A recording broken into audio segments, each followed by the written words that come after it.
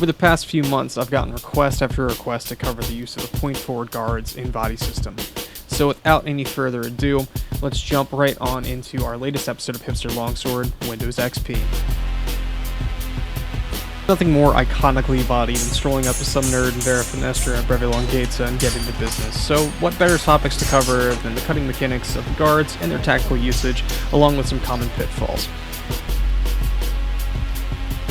The most complicated thing in teaching folks how to use Vera Finestra, Frontal, Sagittaria, and Breve Longhezza are the mechanics of making a cut from these positions.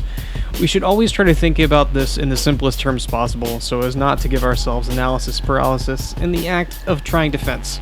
With that said, all you are doing when you are making a cut from these positions is trying to push your pommel in the direction of where you want the cut to land. The wheeling motion we perform to generate the rotation of the cut is no more than a continuation of this idea. Push the pommel where you want the cut to land and let your tip circle towards the intended opening you are trying to make. An alternative to this is making a simple turn into falcone before throwing a strike, although this can feel much weaker or slower at times. From my own personal experience, rolling the cut takes time to get comfortable with. It's also a critical skill to perform most of the actions we'll be describing as we go along. Take your time, watch this footage, and don't be afraid to mess shit up in sparring or practicing at home.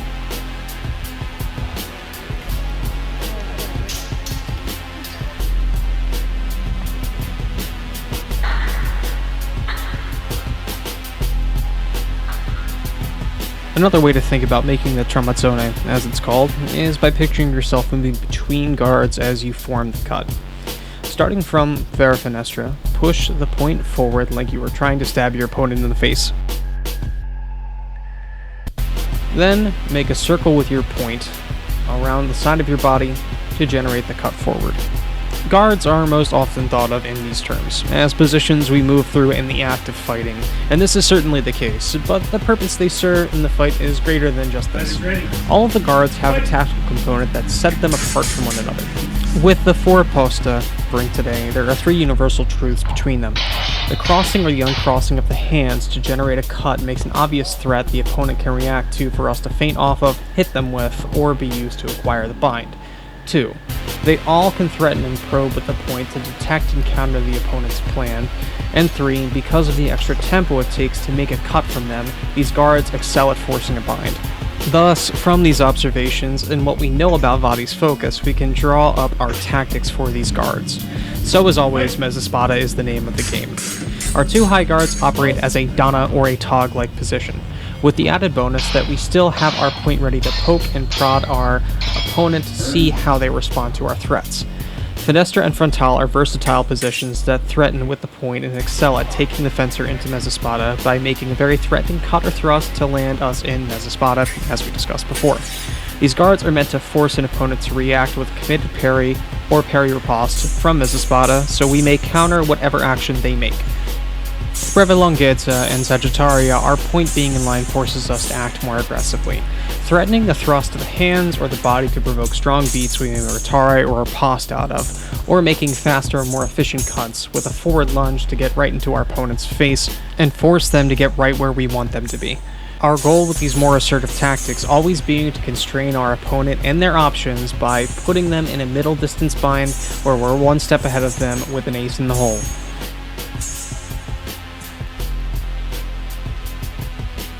Another route we may choose to take is offering openings for our opponent to fall into. Using the time it takes to unfurl a cut projects a juicy opening for an opponent attempting to deny our strengths from us. The more patient options we have from these posta are to present openings with provocation, or probe with the point to force an attack from which we may parry and riposte off of. Another advantage of the point forward guards is that a yielding parry is quite easy to perform since our point is already forward, and parrying in Donna or Corona should we be attacked from our sides is just as simple as well. So to synthesize our tactics, when playing a more aggressive game, we should probe with the point to check our opponent's responses, threaten with a thrust to force a strong reaction we can do something against, or just land it, make a threatening cut to an opening to set up Mezzaspada play. When we are playing a more patient game, we use the long tempo of a cut to provoke an attack into an opening from which we may play off of, and parry and riposte, or poke and prod until your opponent attacks, then parry with what seems the most appropriate and riposte. The common denominator, as always, is that we are remaining active and detecting where we can acquire them as a spot of bind and play from there. HEMA isn't rock, paper, scissors. All positions have strengths and weaknesses that tailor how you approach and progress through the fight. Set our sights now on some of the weaknesses of the point forward guards, some obvious, others less so. Tatari and Brevelangeza leave the arms extended in the thrust or when probing. If you are mid-thrust or the opponent is not constrained by the threat of the point, your arms can be a bit more open. Just check your distance and their responses to your threats. Make sure you have a tempo to attack. Patient game is where these guards can falter the most. If you aren't using the point or have maintained enough space for you to work to the bind, you can be easy pickings for a fencer who knows what to look for.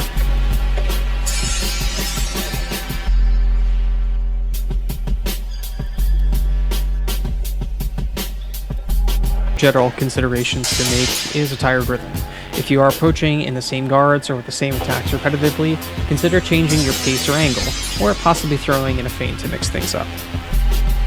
Hesitation is another deal breaker in these guards. When fencing, you should try to fence confidently, even if you don't know what the fuck you're doing. It can be intimidating fencing from these positions when they're new and feel awkward. Remember, the only way to get better with them is to work until they are comfortable. On that same note, hanging out in a picture-perfect guard isn't the best idea either. Have a plan, keep things moving with purpose. You leave yourself open in unexpected ways when you aren't moving. And even when you are, hits can come in at unexpected angles. Your head is less protected when your point is projected forward. Just a little tip.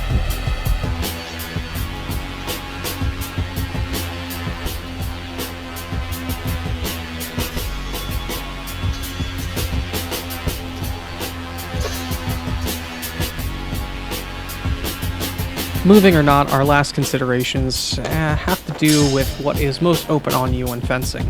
Non-dominant arm and the face are the most clear targets to the opponent if they know how to fence against the person in these guards. Both can be covered with a retreat and bringing the point down into a hanging position to parry and riposte back, but the overwhelming nature of the thrust might land you in a stretto. Just some things to think about.